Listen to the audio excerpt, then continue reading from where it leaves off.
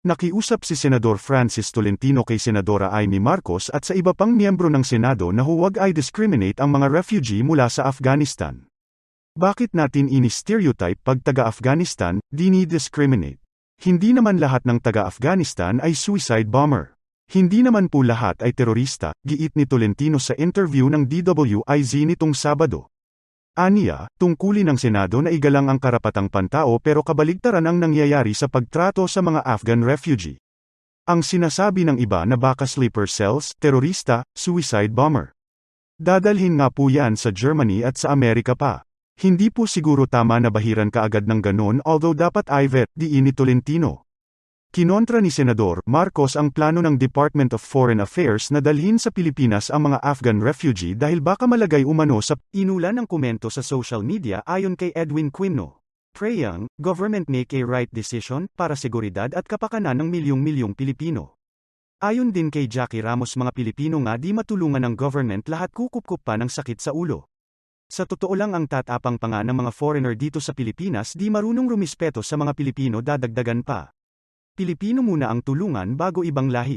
Dagdag din ni Candy Cab Alida ang mga Afghan na yan mga rebels yan sa Afghanistan na funded ng US bayad nila para manggulo sa mismong Afghanistan ngayon dahil sa planong war ng US laban China itong mga bayad nilang Afghanistan ang isasalang nila.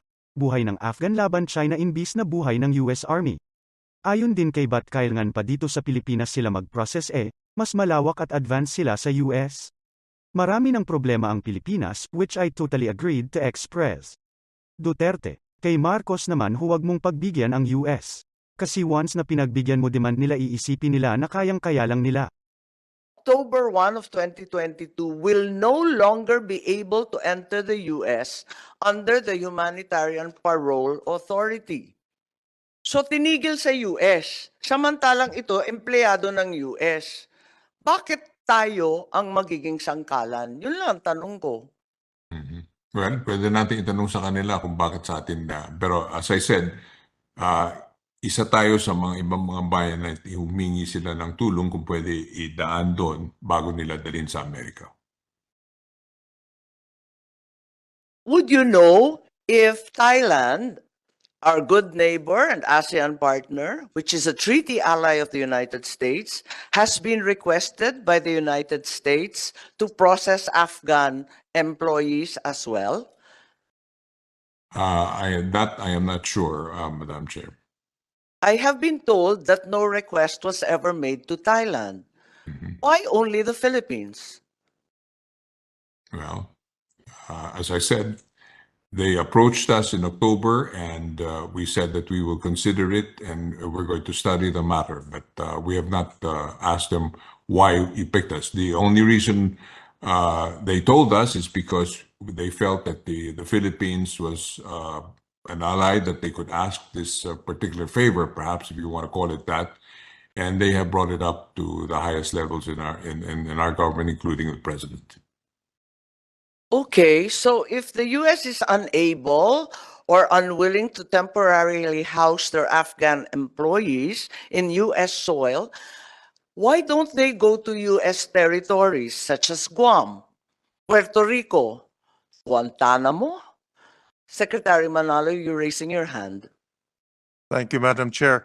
I thought I would just say a few words on this issue on the why the U.S. might have approached us. Of course, we can only surmise, but what I gather is aside from being a partner and a treaty ally, I think they also are aware of our long tradition of providing humanitarian assistance. So that's why they have approached us.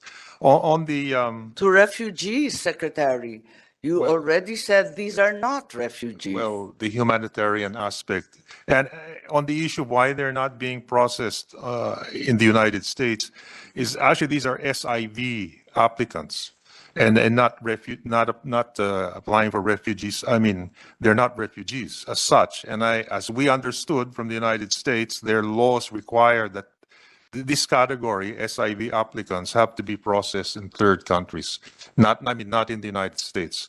So Perhaps those could be the reasons why, in fact, that's one of the reasons why they approached us on this.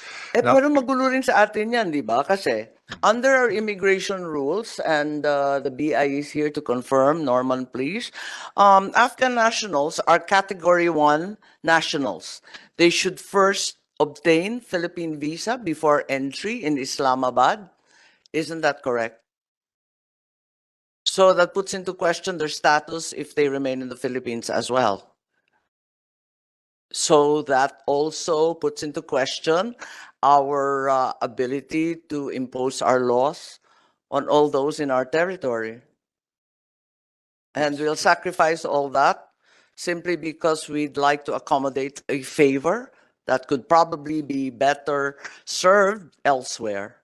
Pangulong Ferdinand Bongbong Marcos Jr. na ang pagkakaroon ng tamang access sa impormasyon, magdudulot ito sa tamang desisyon.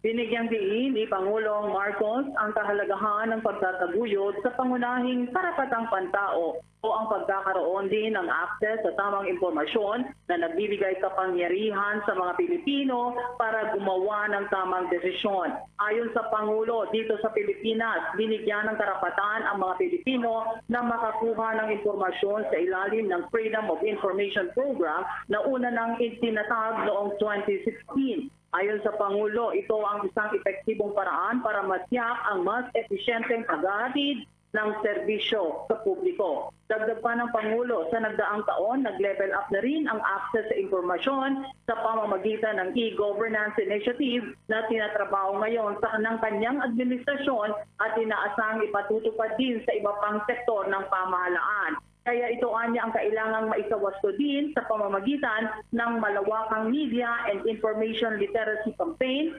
alinsunod sa Freedom of Information Program. Sa pamamagitan ng pagpapaiting sa sarili nating information practices, ayon sa Pangulo, nakamit ng bansa ang pagiging kauna-unahang miyembro ng ASEAN na makasali sa International Conference of Information Commissioners. Pakinggan natin ang pahayag ni Pangulong Ferdinand Bongbong Marcos Jr. As a nation with a robust democracy, we reaffirm our commitment to champion this basic human right. It remains indelibly etched in our fundamental law. We value its potency to empower our people to make informed decisions, to participate fully in the democratic process, and hold the representatives accountable without fear or apprehension. In 2016, through an executive order, the right to access information was further emphasized through the People's Freedom of Information Program. By establishing clear and balanced parameters, the program has promoted further transparency in government transactions and full accountability of our. Needless to say, it has become a platform to facilitate. Inirekomenda naman ng Department of Finance na magbigay ng kontribusyon ang military and uniform personnel na aktibo sa serbisyo ng 5% na buwanang sahod para sa unang 3 taon ng panukalang pension system. Liban dito ay pinanukala din ng naturang ahensya na mag-ambag ang new entrants sa uniform services ng 9% ng kanilang basic salary at longevity pay para sa retirement fund.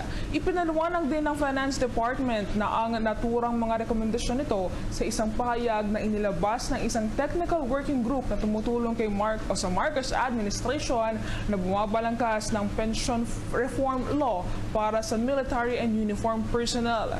Iminungkahi din ng Department of Finance na nadagdagan pa ng gobyerno ang mga kontribusyon para sa military and uniform personnel upang ang buwanang premium ay maging kabuang 21% na pareho para sa iba pang mga empleyado ng pamahalaan.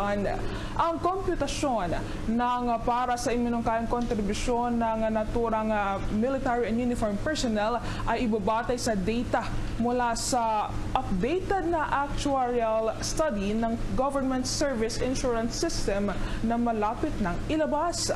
Ayon sa naturang ahensya, ipupuhunan ng GSIS ang buwanang premium para makuha ang kinakailangang return na nasa 85% hanggang 90% ng pensyon sa pagre-retiro. Dahil ang pagretiro ng MUP o ng Military and Uniform Personnel ay sa edad na 57 taong gulang, mas matagal nilang ma-enjoy ang kanilang pensyon kaysa sa ibang mga empleyado. Sa klaw ng Military and Uniform Personnel Pension ang mga retirado mula sa Armed Forces of the Philippines, Philippine National Police, Bureau of Fire Protection, Bureau of Jail Management and Technology, Bureau of Corrections, Philippine Coast Guard at Philippine Public Safety College. Nagbabala naman si Finance Secretary Benjamin Jokno na fiscal collapse ang mangyayari kung patuloy na pupondohan ng military and uniform personnel pension gamit ang pera ng mga nagbabayad